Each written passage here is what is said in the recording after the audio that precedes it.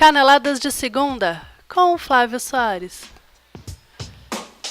O Corinthians venceu, o Santos venceu, o Flamengo venceu, até o Palmeiras venceu. E o Grêmio precisa vencer o São Paulo hoje à noite para não ver o líder abrir 9 pontos entre eles novamente. Eu sou o Flávio Soares e essas são as minhas caneladas de segunda para o site ganhador.com. Depois de sofrer 2 rodadas com um mal-olhado de pai Renato de Bagé, o Corinthians viajou até o Rio de Janeiro e encarou o Fluminense no Maracanã pela 16ª rodada do Campeonato Brasileiro. E no final das contas, a mandinga gaúcha não foi o bastante para superar a ruindade do time do Fluminense. O Abel Braga faz o que pode, mas o sucateado Flusão não consegue render mais do que está rendendo. E a tendência é piorar, uma vez que as vendas de jogadores ainda não terminaram. Ainda vai ter gente saindo fora desse time do Fluminense, escreve o que eu tô falando. O tricolor carioca segue no meio da tabela, mais por incompetência dos outros times do que por méritos seus. Tá certo que o Abelão faz mágica com o que tem nas mãos, recorrendo à base do Fluminense em busca de soluções. O problema é que, desta vez, a base do Flu não é muito boa. Diferente da que tem o Grêmio e o Corinthians, outros 2 times do Brasileirão que recorreram à base para serem competitivos esse ano. Ao Timão, restou agradecer, com um aceno de cabeça do zagueiro Balbuena após a cobrança de escanteio de Giovanni Augusto, que terminou com a bola no fundo do gol de Júlio César. Vitória do Corinthians, 3º gol de Balbuena no Brasileirão e 9 pontos de distância do Grêmio, que encara o São Paulo hoje à noite, segunda-feira, no Morumbi, carregado de sal grosso, precisando vencer para manter o líder ao alcance das mãos. Mas o São Paulo, que busca desesperadamente sair do Z4, também precisa da vitória. É um jogo que promete.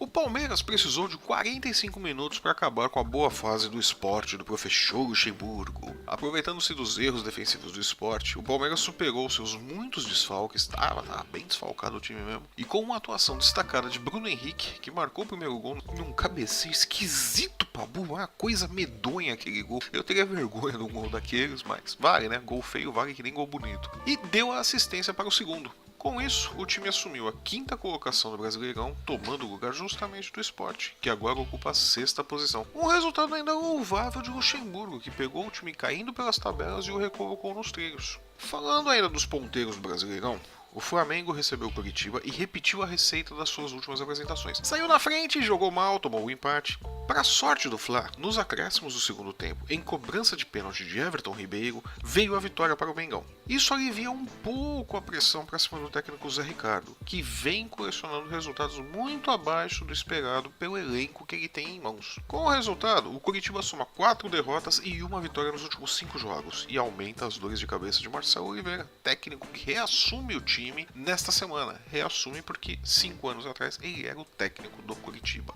O Santos recebeu o Bahia no Pacaembu, que diferente da Vila Belmiro, recebeu um bom público. E com 3 gols de Bruno Henrique, de novo um Bruno Henrique, né, que não havia marcado pelo Brasileirão até ontem, bateu o Bahia por 3-0 e acabou com a série de 5 jogos de invencibilidade do time do técnico Jorginho. O resultado mantém o Peixe ainda no encalço do Corinthians, está 10 pontos atrás, e grudado no Grêmio, que tem no momento apenas 1 ponto de vantagem sobre o Santos. Lembrando que o Grêmio ainda joga hoje à noite, essa diferença então pode ir para 4 pontos. Já o Bahia continua com 19 pontos e segue perigosamente perto do Z4.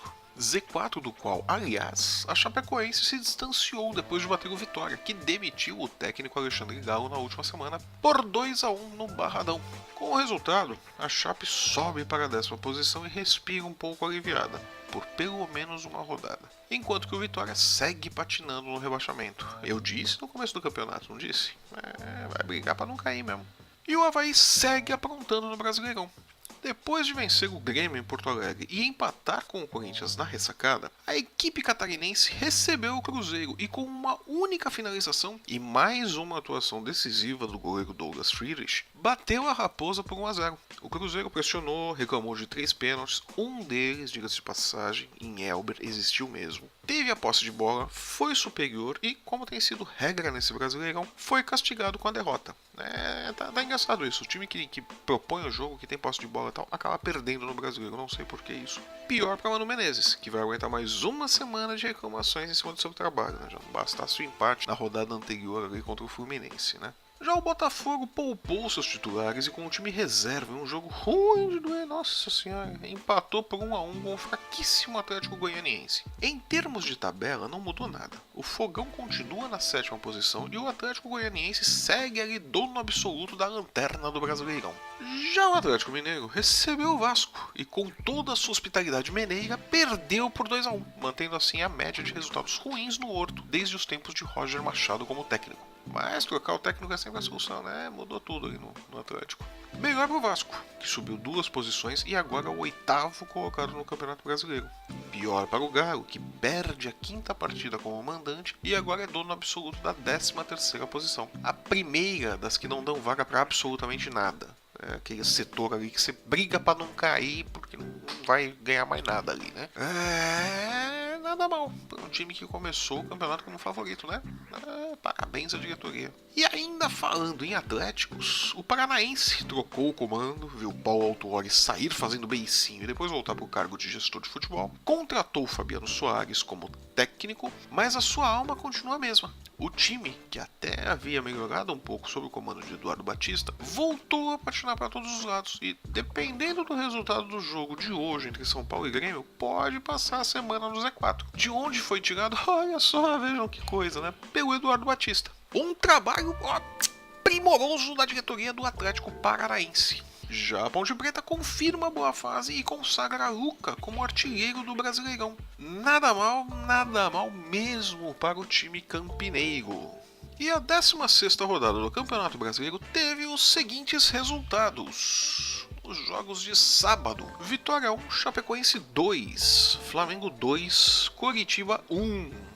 No domingo tivemos Santos 3, Bahia 0 na matinê do Brasileirão, Fluminense 0, Corinthians 1, Sport 0, Palmeiras 2, Avaí 1, Cruzeiro 0, olha o Avaí aprontando, né?